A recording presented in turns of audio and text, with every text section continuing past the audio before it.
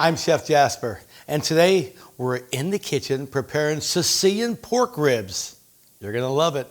Now, we say Sicilian pork ribs. The ribs are not from Sicily. It's just the style that we prepare these. And it's really up to you. We'll give some adjustments to the recipe, but how you prepare them. I like to cut my ribs into, I don't know, maybe 3 or 4 pieces each. First of all, we're gonna salt these ribs. Kind of give it a little flavor in the, when we get ready to sear it. I don't put any pepper on these. Some people like to put a little pepper, but that should be enough salt. And look at your ribs, just count them, and it's up to you. But I do want to keep them at least, I don't know, maybe 3 to 4 ribs. I caught a break there. I hit right in between the ribs without even looking at those. Now, I do want to tell you about something I've just recently learned. A friend of mine has a restaurant in Colorado, and he sears his steaks and ribs with a little bit of sugar. How about that? Yes, sugar. Gives it a nice little brown crust. That's up to you. They've been around since 1937, so they may know what they're doing. That's up to you. A little bit of olive oil to start with. And let's start this. Oh, yeah.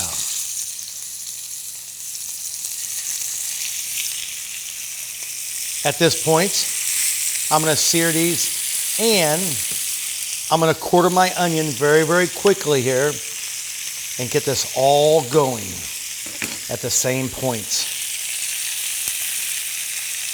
And just looks a little different the way I'm doing this, but we just want to give a little brown color and a little sear to the onions also. And that's really all we need to do at this point. Give that a few minutes on each side. Love to hear that sound right now. Come on. It's working. Everything's going. The magic is beginning to work. But what I really like about this recipe, this meat is going to fall right off the bone. So we're going to braise it in the oven. We're going to cook it just real slow, 375 temperature. But what's going to happen? All the flavors are going to start coming together once I reduce the pan and really get this going. So this needs a few minutes right now. All right, let's turn these ribs over. See that nice little sear I have on there? Just look at that. That nice little crust already. All right. Get those onions moving around there. We have some fresh garlic, of course. Let's cut this garlic in half. These cloves. I like to bite into a piece of garlic in this, so don't worry about mincing the garlic up here. And we'll give this a few minutes. May add just a little more oil, not much. A 1/4 cup total.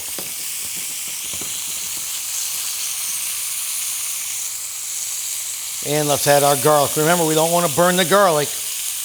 Looking for flavor, building layers. At this point,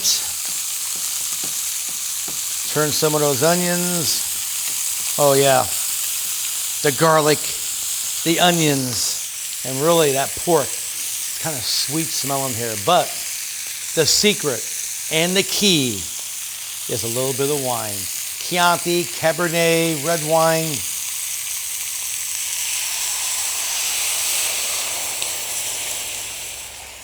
There we go. This is when the magic starts to happen and everything starts coming together. Oh yeah, I love it. Let that reduce just for a minute or so. And now let's talk about our other ingredients we're going to add to this. Of course, we need our tomato sauce. So not a prepared tomato sauce, but just the canned tomato sauce. I love fennel seed. That's kind of why we say it's more Sicilian. Sicilians love their fennel. Red pepper, a little bit of sugar, and of course, basilico, the Italian basil. I smother it with lots of basil. Gives it some great flavor. All right.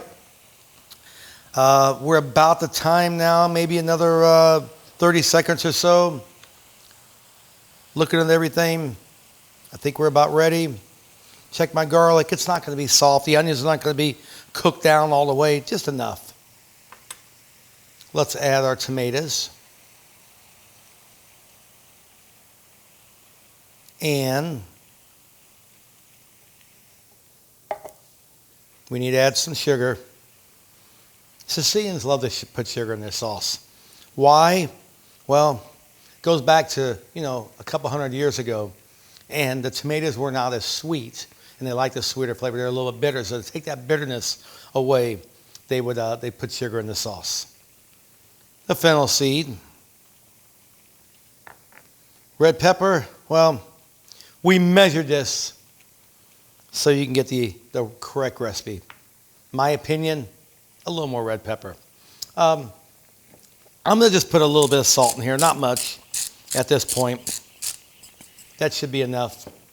And then I'm going to smother this with just some of the basil. Because I want this basil to kind of cook down in there. And I'll leave a little bit more to put on there when I put it back into the casserole. But kind of mix that all together.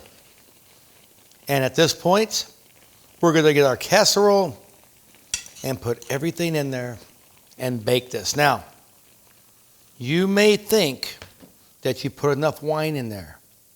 Remember, we want the flavor of the wine and tomatoes to cook down. So it's not going to hurt if you didn't measure exactly.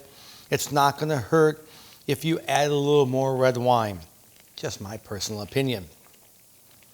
You don't want the sauce to be too thick, and that wine really helps kind of reduce everything down. Never any water, but it's kind of turned a little, almost a brownish color right now, our sauce, and that's what we want. That's what we're looking for. And let's just kind of hide the rest of that basil in there. Don't worry about the stems. It's all going to cook down. At this point, we have our casserole, and let's just start building all this.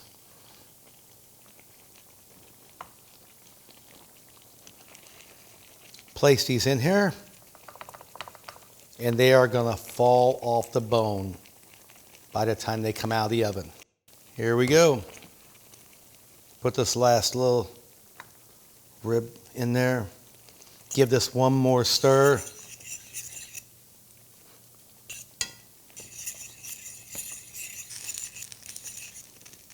And look at the difference right here. See how it's kind of, the color difference is a little bit browner right there. That's good. So this is when you kind of got to judge everything and kind of think to yourself, well, are we okay? The flavors are okay? Well, I've been working with this fork, so we might as well just taste it. Oh, wow. I like it a lot. Pour that right on top. What are you thinking? Does it look delicious? I can tell you right now, it does taste delicious so far. The smell is just perfect. We're going to place this in the oven. We're going to cook it.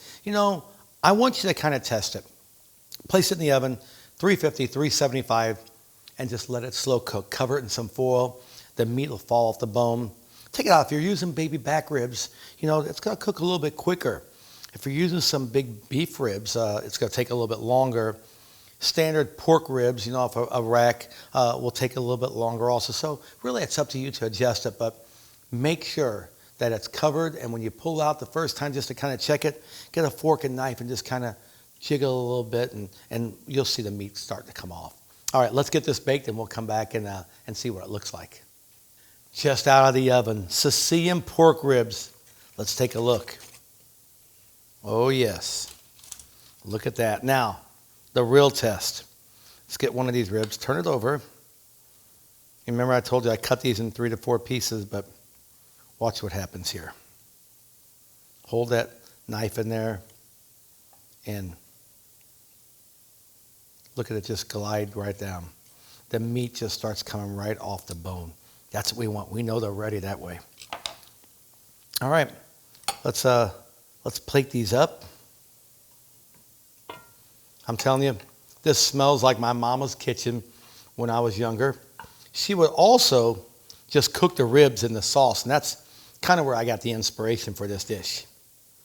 But wintertime, cold nights, looking for some comfort food, an easy dish, and I might want to add, and just stir this up, not a lot of oil, look at that, we're okay.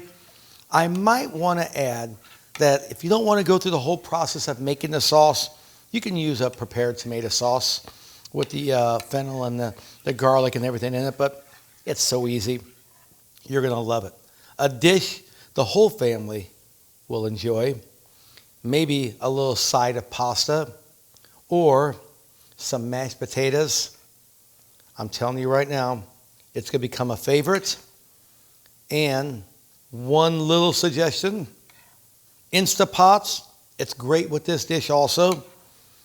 And it's quicker, we know that. But when I give you a recipe that's easy, just enjoy it, because I know I will. From my family to yours, an old Sicilian recipe, Sicilian pork ribs. Bene mangiare bene, it means eat, drink, and enjoy.